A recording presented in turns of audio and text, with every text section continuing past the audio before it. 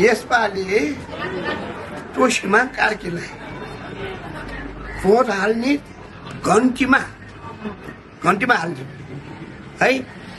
सबैले सकेसम्म सबैले फोहोर पनि जिताएर पठायो। यसपालिमा पुग्यो है सबैले पनि।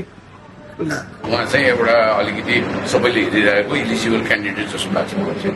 प्लस संसद भवनमा गरेको पर्फर्मेन्स पनि हामीले वोच गरिरहेको थियो। अब राम्रै गर्नुपर्छ र उहाँहरूको पार्टीले चाहिँ राम्रै गर्छ होला। अब 20 सालसम्म लाने अहिले पनि अनि उहाँको बारेमा एकदम राम्रो छ।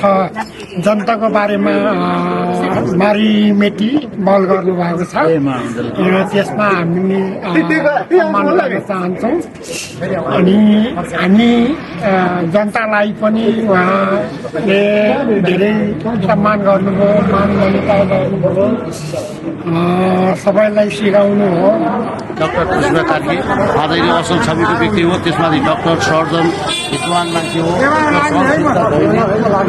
सबै भएको हुनाले उहाँलाई चाहिँ नि उहाँले अतीतको दिनमा 3 वर्षमा के काम गर्ने तैपनि सदनमा रात दिन विवाद गर्दैमा नभ्याएको अनि भैँचालोमा दुनियाँ ठाउँ सेवा गर्न पुगेको के मात्रै गरेको छैन। त्यति हुँदै पनि अब अहिले आएर चाहिँ नि उहाँलाई चाहिँ नि अब सबै देशको माहौलै चाहिँ नि आज चाहिँ घन्टीमय भएको अवस्थामा हामीले पनि ललितपुरको 3 नम्बर क्षेत्रबाट पनि 2 नम्बरबाट 1 नम्बरबाट सबैले चाहिँ नि जिताएर चाहिँ घन्टीलाई पठाउन सक्यो भने ललितपुरको एउटा इज्जत राख्ने हाम्रो माहौल हो।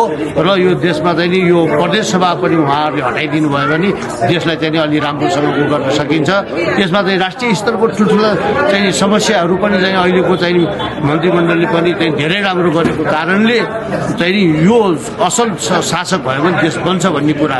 जस्तो रेमिटेन्स अहिले देशमा रेमिटेन्स आउँदा 3 महिनामा 5 करोड 5 खर्ब चाहिँ रेमिटेन्स आयो।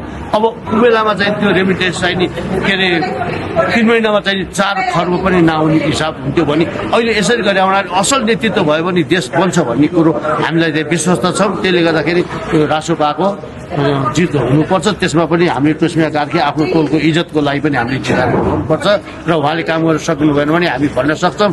तर उहाँ पक्का काम गर्नु विश्वास छ र गरिब दुखीको पनि घर दैलोमा पुगेर उहाँ त डाक्टर भएको कार्य त्यो पनि सेवा पुर्नु स्वास्थ्य सेवा पनि पुर्याउन सक्ने सेवा भएको मान्छे भएको हुनाले पनि हामीले पक्का चाहिँ उहाँलाई सहयोग गर्न जिताउनुपर्छ।